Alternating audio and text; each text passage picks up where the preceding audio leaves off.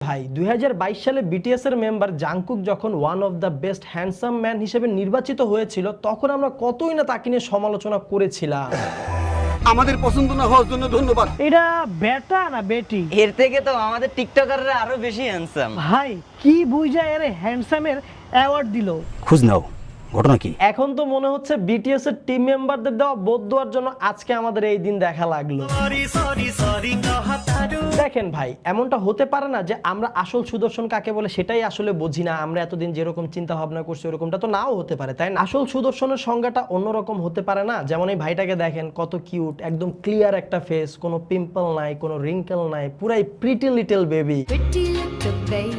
এই কিরে, আমি তো কথার ছন্দ মিলানোর জন্য প্রিটি লিটল বেবি গানটা গাইলাম, তাই বলে কি এরকম একটা সুদর্শন পুরুষের সাথে মেয়ের ছবি লাগাই দিবি বেটা তুই? স্যার, এটা কোনো মেয়ে না, এটাই আমাদের সেই সুদর্শন ভাই। উনি এখন অ্যাক্টিং এর ভিতরে আছে।